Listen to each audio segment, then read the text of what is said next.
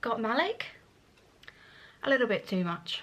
Hello everybody, this is Zoe from No Safer Place. Now when I asked if you guys wanted me to do a Shadowhunters discussion video, it was a very mixed response, but after watching episode 1 and episode 2, I really had to voice my opinions on it, mainly because my response isn't that positive, and I think if a lot of us respond in that way, maybe the showrunners will see it and make the show a little bit better. Now, I'm not going to discuss episode 1, this video is purely discussing episode 2, the powers that be.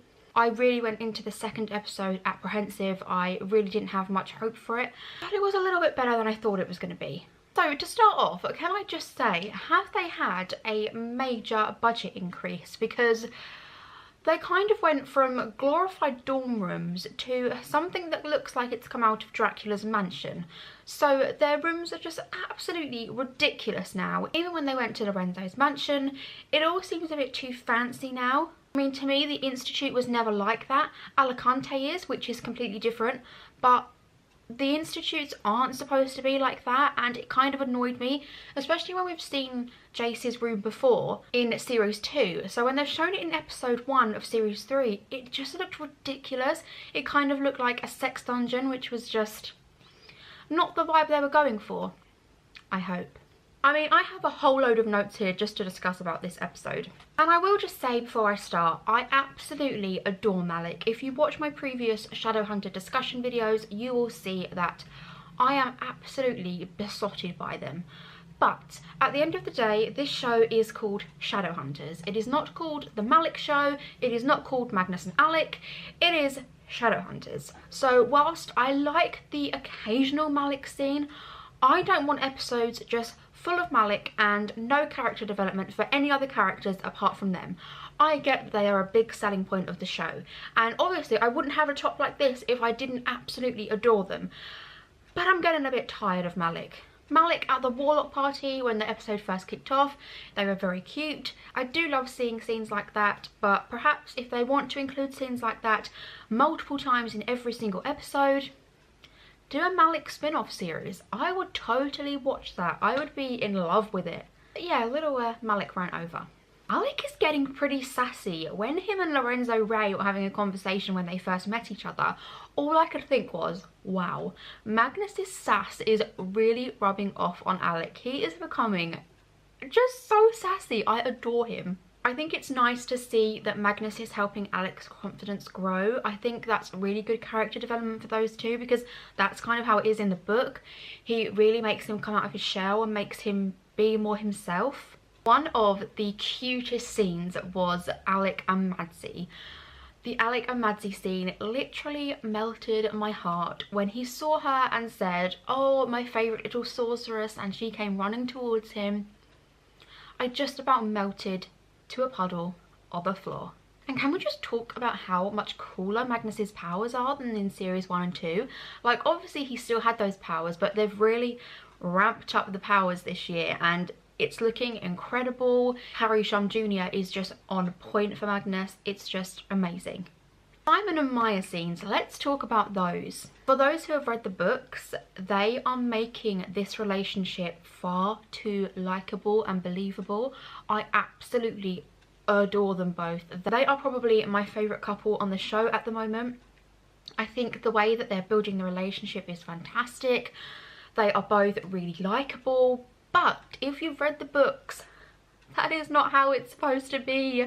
Where is my Stizzy? Compared to last week when we had the Clace intimate scenes, compared to this week with Simon and Maya, Clace was just awkward, cringy, I couldn't even watch it. Simon and Maya, I was literally in love.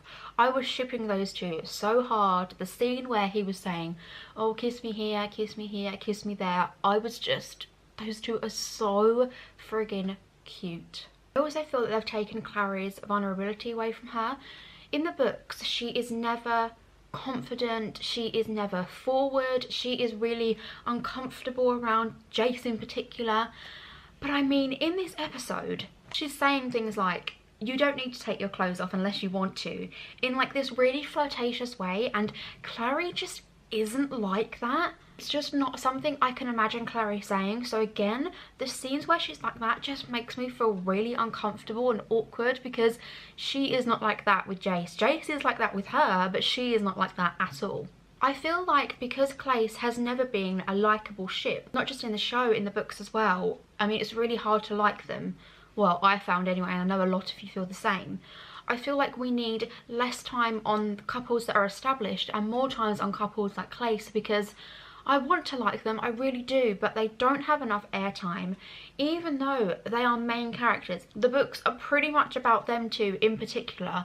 I feel like they're treated as secondary characters in the show, which is kind of crap because they have so many amazing storylines and I really want to like them. So please, showrunners, make us like Clace, give us more Clace scenes. I think the relationship between Jace and Izzy is really very cute. They've got that brother-sister relationship spot on, and that is something I really applaud them for. Their relationship is very much like that in the books, so I think they've got that from book to screen spot on.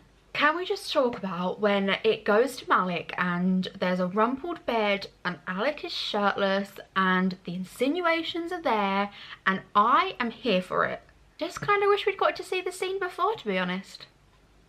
Can we talk about Asmodeus? Finally, Alec knows that Asmodeus is Magnus's father.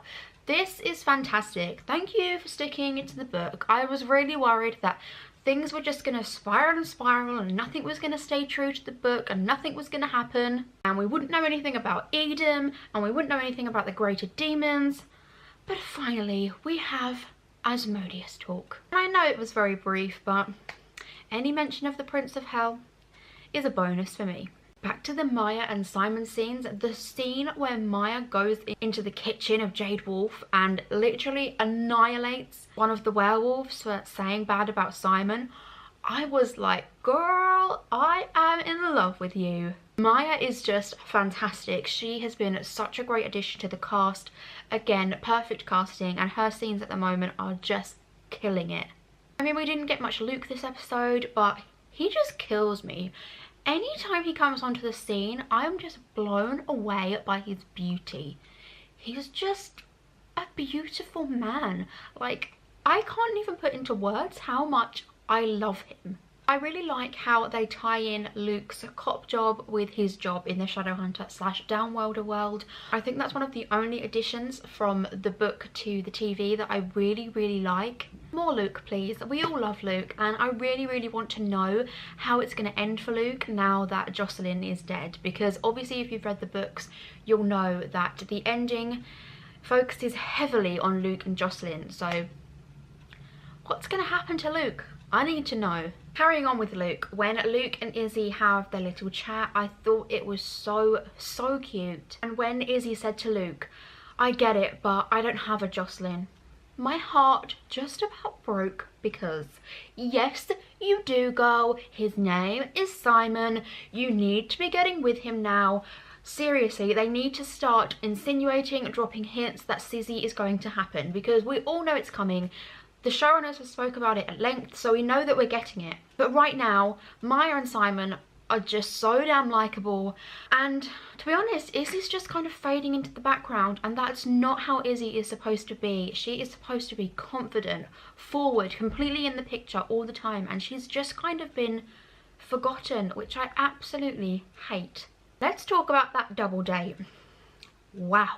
That is awkwardness personified. The cat was out of the bag that Maya and Jace had sex, and then we were looking at Clary and Simon knowing that they'd had sex, yet there they were on dates with other people, and whew, didn't it get awkward in there. I did think that double date scene was really quite funny, and that was one of the highlights of the episode for me.